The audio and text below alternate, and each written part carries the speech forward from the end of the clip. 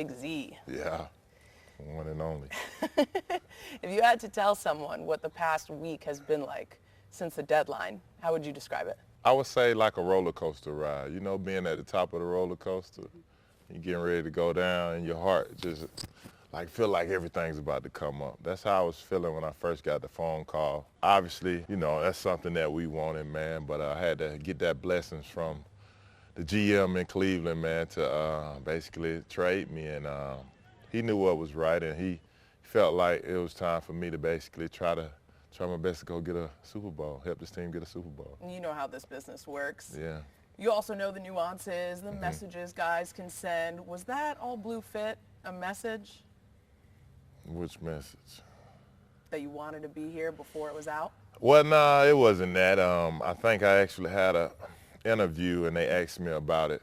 And, you know, I was just thinking to myself of being in, you know, Green Bay and then going to Minnesota, knowing that if I came to Detroit, it'd be a great chance for me to get to see them guys again and basically be on the opposite side of the field. But, man, it's all love, man. At the end of the day, it's a game. I give it my all. I try to help every team that I've been on try to win. So, man, just happy to be here in Detroit, man, and be a Lion, yeah, in year 10, for sure. I had the pleasure of first meeting you in Green Bay. Then you went to Minnesota, and now you're back in the NFC North. Yeah.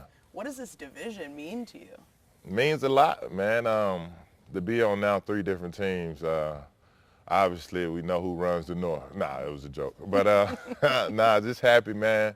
Familiar with the rivalry, you know, going and play, you know, not Cleveland, but Green Bay, and then playing Chicago, and then Detroit. Now me being in Detroit, I get to face those teams again. Feels great. It's an honor, man, and I'm gonna give it my all each and every play, for sure. To come in, you know, year 10, 3-time Pro Bowl, you're well respected around the league. Yes, ma'am. For you to come in on the sidelines and have Pascal and the guys immediately listening to you and taking your tips, what does that really quick reception mean? Oh, man, they just know I'm an experienced player. In year 10, I've been able to see a lot of things, and it's something that they haven't saw yet in the game.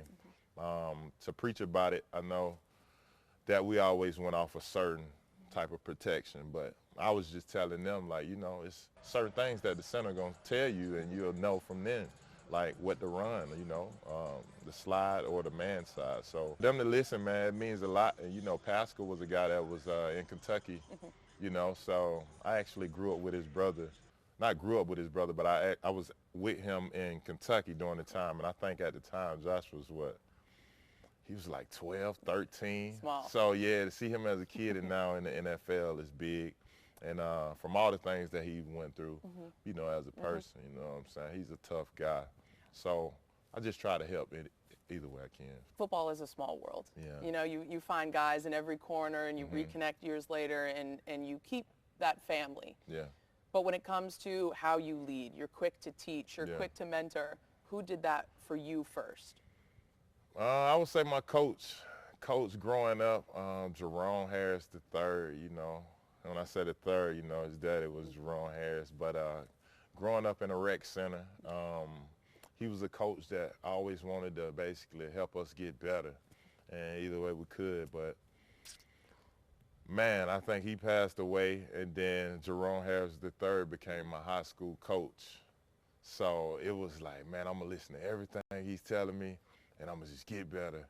And it happened for me. And for me now to be, you know, year 10 in the league, to been, you know, around some great coaches. Jimmy Brumbaugh, another coach who I had in my junior college, taught me the game of football because I only played 1 year of high school football. So for him to teach me the game, for me to listen to him, and now be, like I said, 10 years in the league, man, it's only right for me to just pass it down to the young guys. When it comes to the first impressions here, you've now had a couple days, a little bit of practice around your teammates, these coaches, these staff. What are you learning about Detroit football? Man, winning mentality. You know, it's a bunch of young guys willing to learn. I think we was just talking about it, you know, me coaching on the sideline and helping those guys. When it comes to the first impressions here, you've now had a couple days, a little bit of practice around your teammates, these coaches, these staff. What are you learning about Detroit football? Man, winning mentality. You know, it's a bunch of young guys willing to learn. I think we was just talking about it, you know, me coaching on the sideline and helping those guys. They were listening. They wanted to know, what can we do to get better in this situation? And, you know, just the camaraderie, you know, the coaches just having that grit attitude, man, ready to, you know what I'm saying, help us get better, man. And through it all, man, I done saw a lot, but being here, it's one of a kind, man, a great culture. And people in the city love the word grit, and they embody it, and from an outsider, you hear it, and then you come in and you see it. You see that grind. Yeah, it's real. When you hear grit, man, I witnessed it today at practice. It was a tough one, but nah, man, this is what it's about. This is a winning culture and a winning football team, and hopefully we just continue to win. This is your second ever team playing for a coach that has played in the league. Yeah. You had Stefanski and now Stefanski, Campbell. yeah. What difference does that make for you? It's all about the attitude, man. And Campbell's got an attitude. Yeah, man, I done saw it here today at practice when one guy messed up on the play, you know. It was like it was the end of the world. But, you know, that's what you want. You want to have that to where the young guys know that when they come on the field, hey, I can't make a mistake. So throughout the nights and, you know, throughout the days, they can practice more. They can know exactly what their assignment is to where they get on the field. They know that coach, if you mess it up, coach is going to curse you out. But, nah, man, to have that, you know, I feel like that's a big difference of coming from where I just came from and where I'm at now. You've embraced Detroit so quickly. You already got the blue buffs on court side. Yeah, for sure. Like that seemed almost too easy for you. I haven't seen you assimilate with a city like that in your career so quickly. Does it just mean, you know, you're here and it's a fun thing to do, or you heard about this? Nah, that's natural. That's just me. I had those buffs for now 3 years. And those was actually my first pair I ever bought. So, and my favorite color is blue.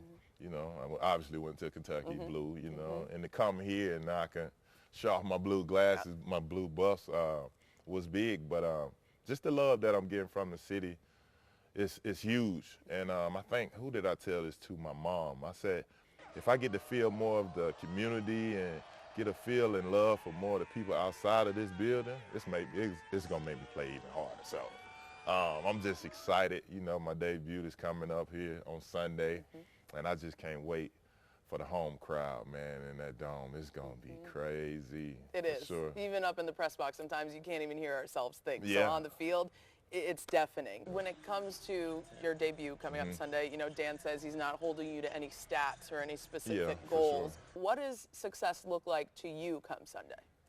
Just helping this team any way I can. You know, obviously we want to win. Me just being in the right spot, right time, you know, making plays or help make plays for others. You know, I'm all about that. You know, for me to be year 10, man, I done made a lot of sacks, made a lot of big plays, and been in the Pro Bowl. Obviously, it's not about me anymore. It's all about the team, and like I said, helping this team get better, especially with the young guys, and just hoping we could get this playoff run and get a ring on our finger, for sure. I don't think I've ever learned what the significance behind 99 is for you. 99? Because you're willing to pay for it. So, you know, I started off with I was 90 in Baltimore, then 55 in Green Bay, and then that stopped when I actually went to Cleveland. 99 was just another number that I just love, you know, 99. It's just a good-looking number? Yeah, good-looking number, the 99 for sure. It goes off the 55, but 99 is just a number. There's no real story behind it, but hopefully. Hey, look good, play good. But hopefully, man, I inspire some kids growing up to wear that 99 jersey when they get older. I don't know how much you follow NBA over the last few years. Have you heard that people are kind of comparing your entry here to Rasheed Wallace in 04? I haven't. First of all, you guys kind of look alike. What? I look like who? That's what people say. Rasheed Wallace, that's what people say. Okay. When he joined the 04 Pistons squad, he was like the missing piece to win a championship. And I know at this point, you know, you're humble. It's not about you. It's about the team. About the team. But these fans like to look at you right now as the missing piece 20 years later. I'll take it. I'll take it. I remember that year, too. Did they have Ben Wallace also? Yeah. Ben Wallace, yeah, I remember that year, man. I don't know too much of what was going on in their locker room, but hey, if it's the team camaraderie, the missing piece, I'm just happy to be here to help my team, man. Obviously, you know, Hutch went down and I've been getting a chance to spend some time with him too, Good. man, and hopefully he can get back in the playoffs. But, man, it's all about just helping this team get better, man. If I'm the missing piece, hopefully that take us all the way, man. But like I said, it's not about me anymore. It's about just helping the team and helping guys make plays and helping us win. What's that been like hanging with Hutch and building that relationship? It's been cool. He liked to play cards. He a card guy, you know, and Big talk Midwest. smack. Yeah, for sure. yeah. But all this love, man, teaching them a couple of things, man, just with the camaraderie of the team, you know, some things to do. I know I've been a guy that when I had the C-patch on, I invite guys to my house, you know, like on Thursday night for Thursday night football. So just sprinkling a little bit of that stuff on him, like, bro, this is you, bro. This is your defense, you know what I'm saying? You got to start doing that type of stuff. But obviously he's still young, and he's going to grow as a player, man. And hopefully I just can be able to be that light on him to, you know, help him grow as a player. Anything surprise you in the last week here? Oh, practice, man, intense. I felt like I just played in a football game, 4 quarters, man. And you had a bye week. Yeah, I know. But nah, man, that's what it's about. You know, it's not a surprise. Obviously, that's why this team is so great. It's because, hey, you practice what you preach, and hey, that's what they've been practicing. It's hard, going hard each and every day at practice. So I'm just happy to basically be here, man, and be involved